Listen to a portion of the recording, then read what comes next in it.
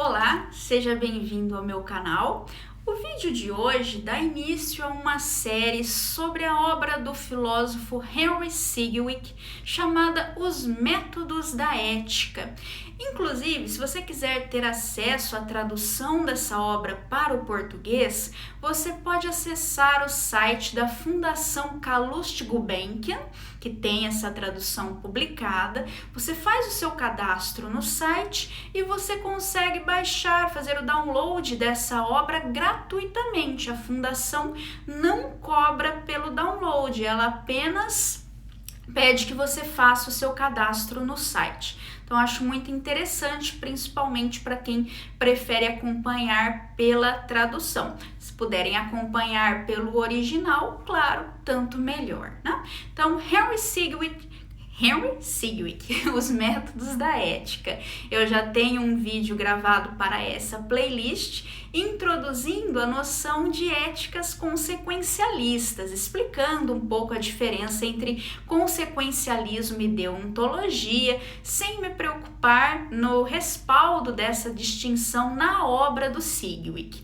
Mas eu vou aguardar um momento oportuno da obra do Sidgwick para explicar uma diferença entre consequencialismo e utilitarismo, que eu fiquei devendo naquele vídeo. Até pedi para vocês me lembrarem disso. Então podem ficar tranquilos que eu não esqueci, vou explicar a diferença entre utilitarismo e consequencialismo, mas quando chegar o momento oportuno de falar disso aqui no texto do Sidgwick. Por enquanto, tenhamos apenas em vista que o utilitarismo é um tipo de consequencialismo, é um termo um pouco mais restrito, portanto. Vamos então nos ater aqui ao termo utilitarismo para falarmos do Sidgwick, justamente porque ele é considerado o ápice da tradição utilitarista clássica. Os três grandes autores da história do utilitarismo clássico são o Jeremy Bentham, o John Stuart Mill e justamente o Sidgwick. Nós ouvimos sempre falar em Bentham e Mill, né? Eles são autores bem mais famosos, digamos assim, do que o Sidgwick, mas como o Sidgwick até veio depois desses autores, ele escreve ali no final do século XIX, ele morre justamente quando está acontecendo a abertura do século XX, né? Então ele morre quando o século XX começa. Então o Sidgwick ele já vem aí na esteira do Bentham e do Mill, aprimorando esse trabalho deles no utilitarismo. E essa obra, Os Métodos da Ética, é extremamente influente para as discussões sobre utilitarismo no século XX, justamente. Também é uma obra que inspirou, digamos assim, né, pautou bastante a discussão do próprio John Rawls com o utilitarismo. Muitos utilitaristas mais próximos a nós no tempo, mais contemporâneos nossos, se referem a essa obra do Sidgwick, Os Métodos da Ética, até como o maior tratado de ética de todos os tempos, né? Você ouve elogios assim, vindo, por exemplo, do Derek Parfit, né? Que é um dos filósofos mais importantes aí das últimas décadas. Então, os utilitaristas também têm essa obra em altíssima conta, é uma obra que pauta muito os debates utilitaristas e não apenas eles, justamente porque também é uma obra que explora diferenças entre teorias morais.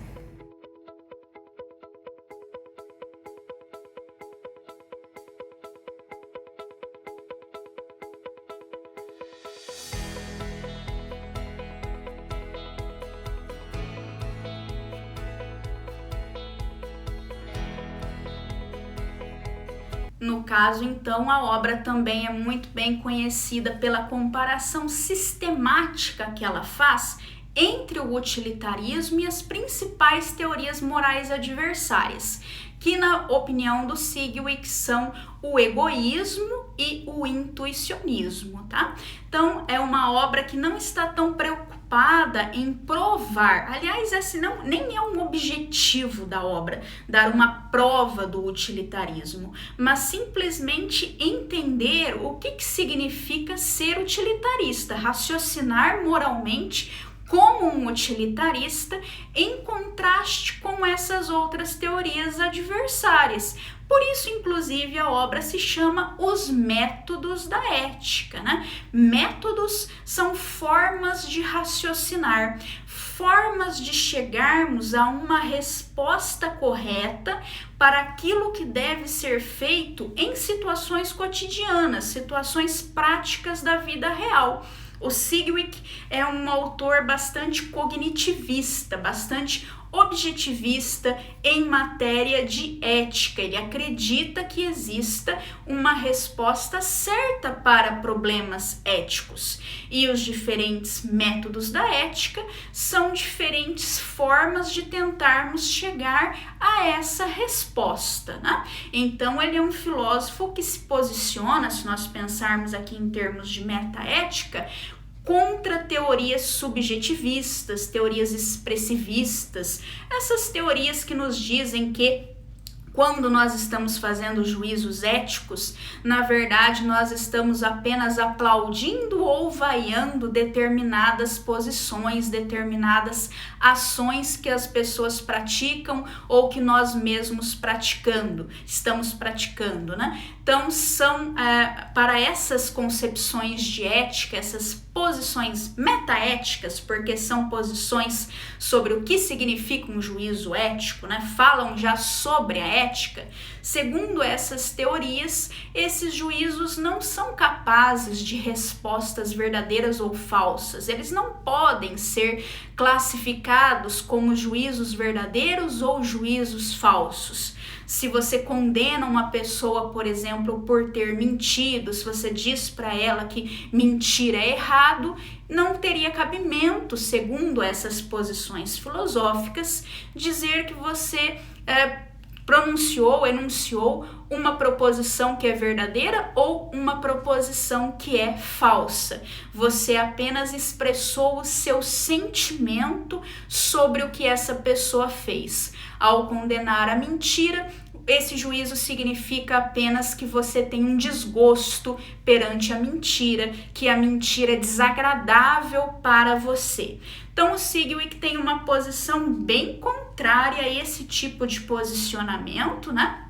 Como eu disse, ele acredita que os problemas éticos sejam passíveis de uma resposta certa, sejam cognições, portanto, possíveis, por isso ele é um cognitivista, né? Ele mesmo usa esse termo, são pretensas cognições, todo juízo ético, então, pretende ser verdadeiro e pode ser verdadeiro.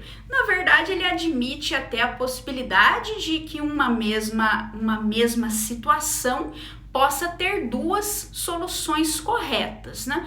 Ele não fala nada a princípio sobre essa questão, pelo menos aqui eu estou me atendo aos prefácios da obra, né? A apresentação que ele mesmo faz da sua obra. Nesse momento ele ainda não entra em qualquer discussão sobre conflitos de razões morais, a possibilidade de que nós estejamos diante de um dilema de Sofia, né? Seja lá o que você faça, você fará algo que é errado. Quando Sidgwick se manifesta primeiramente sobre esse ponto, ele diz apenas que sempre há uma resposta certa e existe a possibilidade de duas respostas certas, tá? Então, isso para vocês ter aí digamos assim, uma apresentação, né, do terreno em que esse autor se movimenta, né? Você já fique sabendo, então, o que você vai encontrar. É um autor que não concorda, por exemplo, com posições como a do Hume, né, de que você teria, na verdade, a razão sempre como escrava das paixões, a razão propriamente não seria capaz de nos motivar até a agir, ou até posições mais hobbesianas, como uma posição segundo a qual nós sempre estamos buscando o nosso prazer ou então evitando a dor. Então é um autor nesse sentido mais intelectualista, podemos dizer assim, né? É um autor então que tanto acredita numa possibilidade de sermos motivados por cognições, como antes de mais nada acredita que o domínio moral seja um domínio em que há essas cognições, um domínio cognitivo propriamente.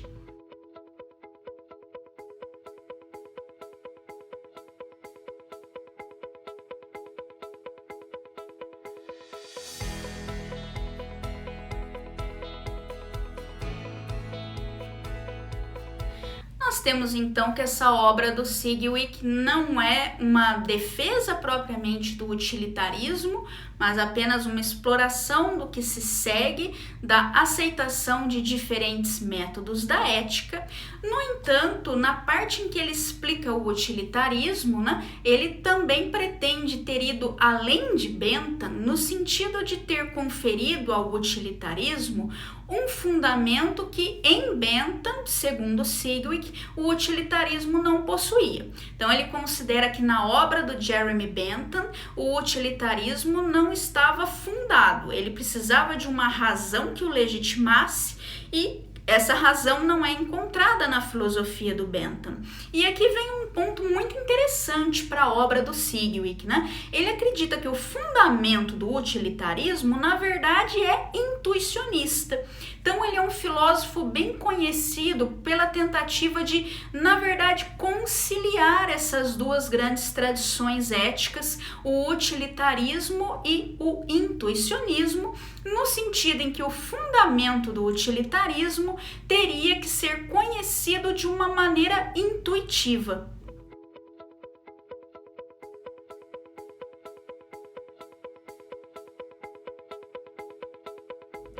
O intuicionismo, nesse primeiro momento da obra, é explicado justamente como uma posição em moral, uma posição sobre ética, segundo a qual nós conhecemos certas verdades morais intuitivamente, ou seja, diretamente, né? Então, além disso, o intuicionismo, segundo Sigwith, também nos leva a um compromisso absoluto com essas verdades que são conhecidas. Então aqui tem-se essa ideia de que o intuicionismo está ligado a uma ética do dever. Esses deveres justamente são intuitivamente conhecidos e esses deveres vinculam absolutamente.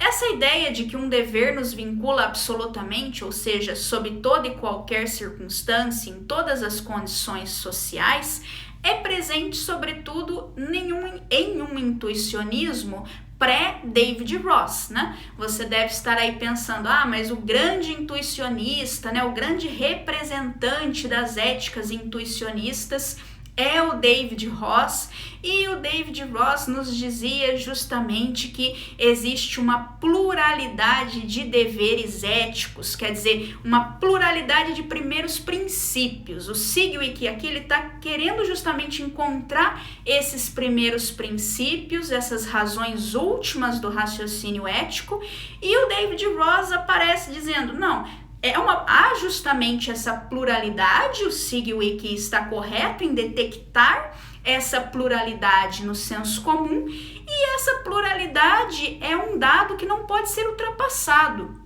Não tem como nós oferecermos ainda um princípio superior que sistematize essa pluralidade de razões. Então, a pluralidade é um dado último. As razões últimas mesmo são razões plurais. E isso significa que elas não nos vinculam absolutamente, justamente porque elas são plurais. Cada uma delas, então, faz uma exigência prima facie de nós. Ela pode entrar em conflito com outra razão. Você tem uma razão que é meramente prima facie, quando essa razão pode ser derrotada por outra em certos contextos, né? Ela não pode ser absoluta justamente porque ela pode entrar em conflito com outras razões que têm o seu mesmo nível hierárquico, digamos assim, uma razão que não pode ser considerada superior ou inferior a ela, uma razão que não é redutível a ela. Então, o David Ross assume essa pluralidade de primeiros princípios, de primeiras razões éticas, assume a possibilidade de conflito e assume que não há ainda um outro princípio superior ao qual poderíamos recorrer para resolver esses conflitos. Apenas o juízo, a nossa capacidade de julgar, poderia nos orientar contextualmente quanto ao que devemos fazer quando razões conflitam. Então você vê que no David Ross você tem uma explicação do intuicionismo diferente dessa que a gente encontra no Sidgwick, o que é normal, já que o Sidgwick precede o David Ross, né? O Sidgwick está escrevendo antes dessa obra The Right and the Good, que é a principal obra do David Ross, que explica esse intuicionismo pluralista. Então aqui o Sidgwick está atrelando o intuicionismo com um caráter absoluto dos deveres morais, justamente porque são deveres que nos vinculam sem condições. O utilitarismo, sim, é que até então era visto como uma teoria antagônica do intuicionismo, porque diz que nós temos deveres sempre condicionados, né? Os nossos deveres são condicionados pelas suas consequências reais, pelos fins que nós buscamos, que nós almejamos, e a capacidade dessas ações de nos levarem a esses fins. Então não existe esse absoluto nas ações no utilitarismo. Então entenda aqui que quando Sidgwick está falando em intuicionismo, você não deve pensar no David Ross, que é um filósofo posterior. De toda maneira, o Sidgwick também quer fazer essa aproximação do intuicionismo com o utilitarismo, justamente porque ele acredita que o utilitarismo não pode ser fundamentado sem o intuicionismo. E por que o utilitarismo precisaria desse fundamento último, que seria intuitivo, nosso conhecimento intuitivo de um certo preceito ético como um preceito fundamental? Justamente porque o utilitarismo, aqui eu já adianto para vocês uma definição de utilitarismo, né? Seria aquela forma de consequencialismo que visa a felicidade geral. O aumento da felicidade geral é o fim específico, a consequência específica que um utilitarista visa, né? Então, a partir do momento que você tem que visar a felicidade geral e você tem que contar a felicidade de cada um de forma imparcial, né, de forma neutra para essa felicidade geral, você não pode preferir a si mesmo, você não pode dar uma prioridade para a sua felicidade. E como que você explica isso, né? Como que você explica que em casos em que a sua própria felicidade esteja em conflito com a felicidade do todo, do qual você é apenas uma parte, você deva preferir a maior felicidade do todo e não a sua maior felicidade como indivíduo? Para Sidgwick, nós não podemos dar uma resposta racional, dedutiva para esse tipo de questão. O utilitarismo parte disso, ele não tem como responder porque é assim. E é aí que o utilitarismo precisaria do intuicionismo, né? É uma intuição moral que nos diz que nós devemos então visar a felicidade geral, que é visada no utilitarismo.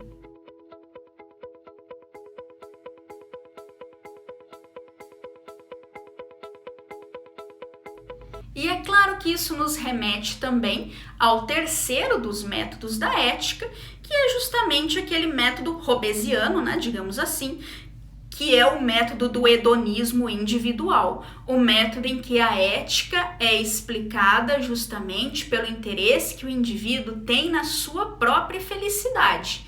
O que seria razoável, num sentido último para o indivíduo, seria sempre a busca da sua própria felicidade. Então aqui nós temos um antagonismo do utilitarismo com o egoísmo, porque as duas teorias são hedonistas, enquanto uma delas, a utilitarista, é universalista, ao passo que o egoísmo é individualista.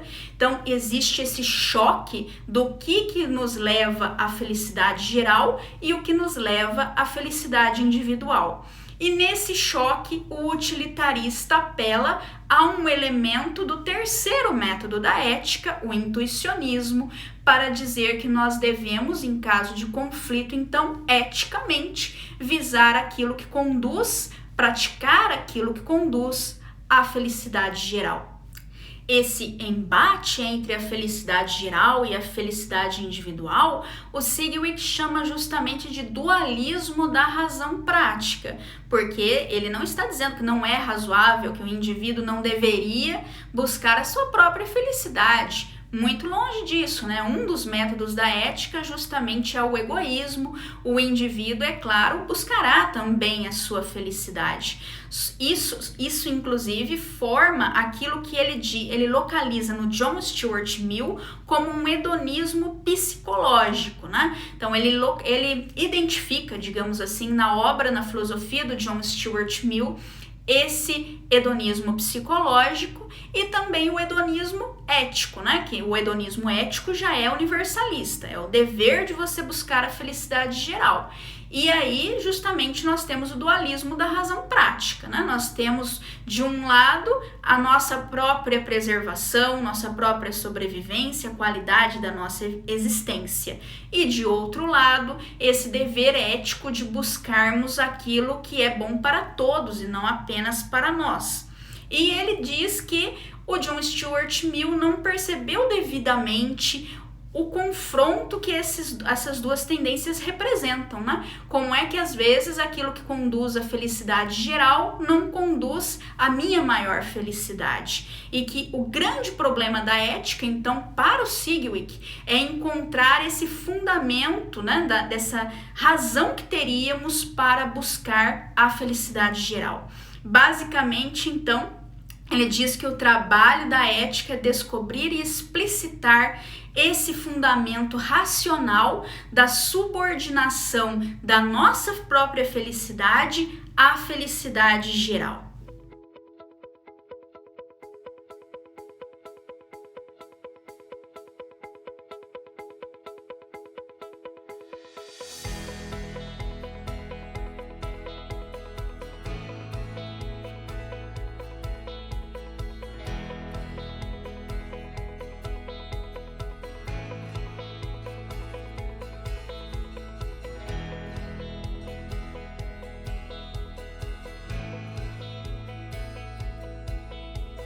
Ainda sobre os prefácios, né, da obra do Sigwith, aliás, perdão, eu estou me referindo aos prefácios, sem mencionar que a obra tem vários prefácios, justamente porque ela recebeu 7 edições, né? A última edição, inclusive, foi publicada de forma póstuma, então são vários prefácios, porque são várias edições da obra. Aqui no vídeo de hoje, então, eu estou procurando me ater mais aos prefácios, embora, claro, eu esteja extrapolando um pouco para explicar alguns pontos dos prefácios para vocês.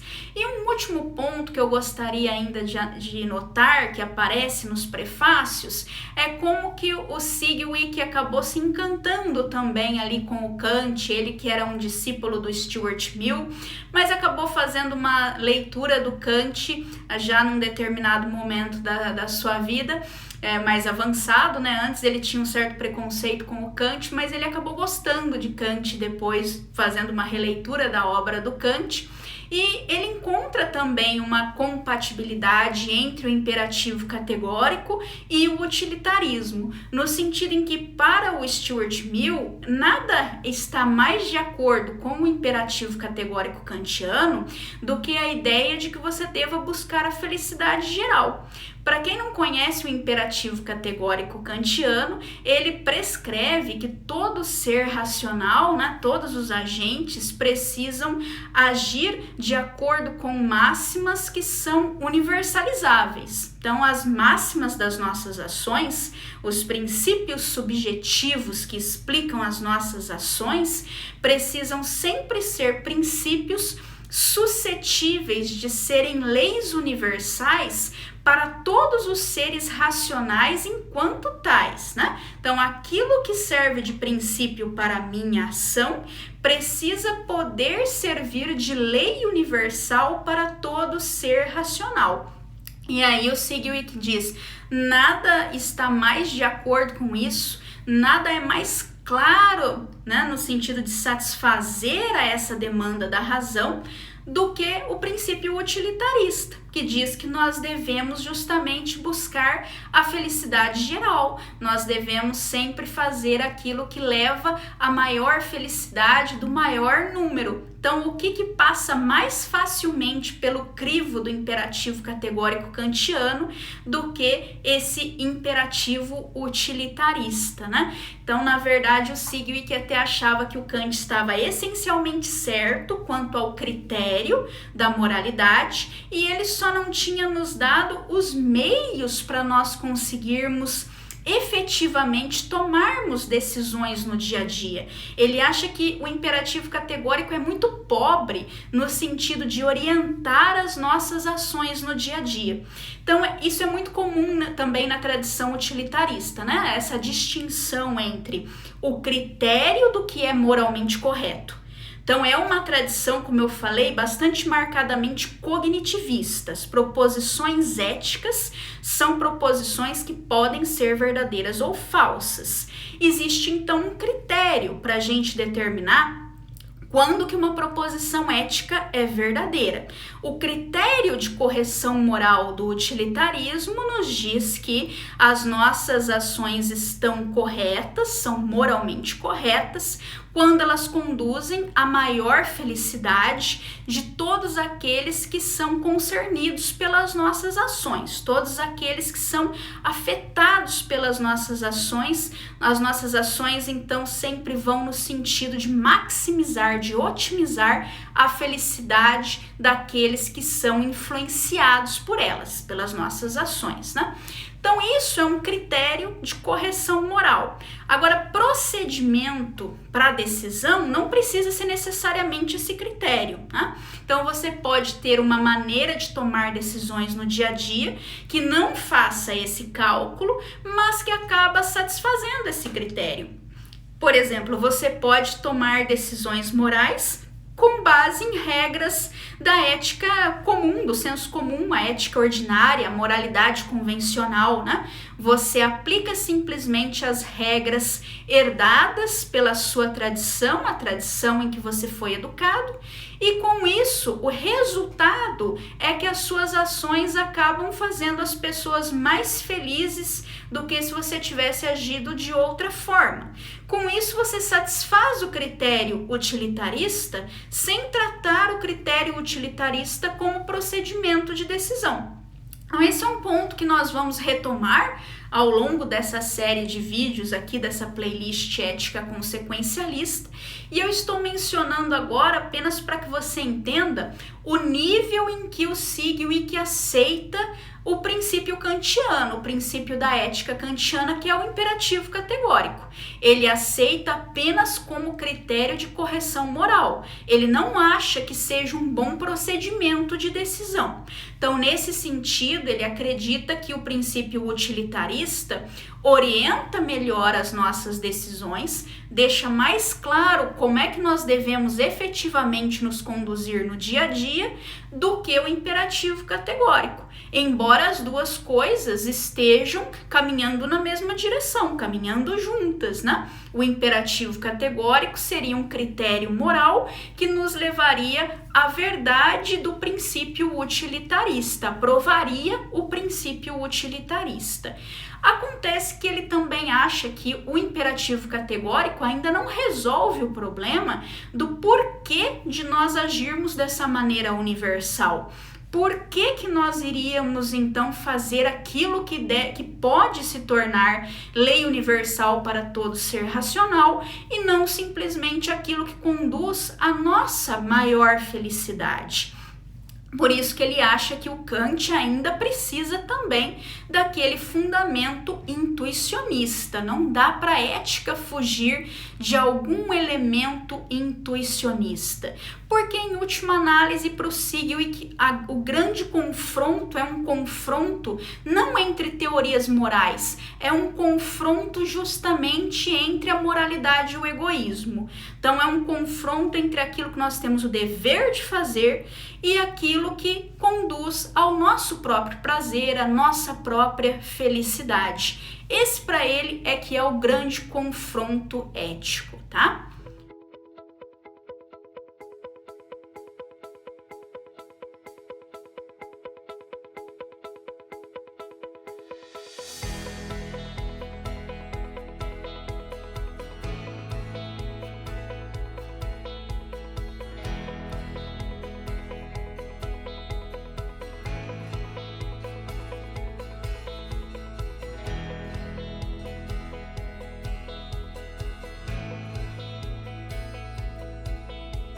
Eu acho que isso basta então como uma introdução, por mais rudimentar que seja, ao pensamento do Sigwart, que eu espero que algumas coisas que eu mencionei no vídeo de hoje, inclusive, possam ficar mais claras em vídeos futuros, mas resta ainda falar um pouquinho sobre a divisão dessa obra, desse tratado de ética, na verdade, que é Os Métodos da Ética. Essa obra, então, é dividida em 4 livros. O primeiro livro lida com alguns conceitos fundamentais da ética, algumas noções gerais, como, por exemplo, prazer, desejo, livre-arbítrio. Já o segundo livro é dedicado ao egoísmo, como um dos métodos da ética, né? Então, o segundo livro trata desse método hedonista, segundo o qual o que nós visamos é o nosso próprio prazer e evitar a nossa própria dor. Já o terceiro livro, então, é dedicado ao intuicionismo e, por fim, o quarto livro é dedicado ao utilitarismo. Nos próximos vídeos eu falo um pouco ainda sobre alguns elementos do primeiro livro e depois, para que a gente não tenha uma série infinita de vídeos, né, já que esse livro tem mais de 500 páginas, eu salto para o livro sobre utilitarismo, considerando aí o papel do Sigwart na tradição utilitarista em especial. Mas tenha então sempre em mente isso que eu disse, que o objetivo do Sigwart é manter uma certa imparcialidade, uma certa neutralidade entre os diferentes métodos da ética. Então, o seu propósito, o seu objetivo no livro não é provar o utilitarismo, mas, sobretudo, nos mostrar então como é que pensa de fato um utilitarista, e nisso ele acaba chegando na necessidade do utilitarismo ir além de si mesmo e, como eu falei, buscar essa ajuda no intuicionismo, porque dentro de si mesmo o utilitarismo não encontraria o seu fundamento. Por hoje é isso. Eu espero que tenha sido proveitoso e espero que vocês acessem lá o site da Fundação Calouste. Eu vou colocar o link, inclusive, na descrição do vídeo, para que vocês possam acompanhar essa obra, mesmo que não tenham fôlego para ler as 500 e tantas páginas da obra. Vale a pena dar um pouco de atenção, fazer nem que seja aí uma leitura salteada. Realmente é uma das grandes obras da história do pensamento moral. Vocês não irão se arrepender se derem uma olhadinha então na obra do Sigwart. Até então!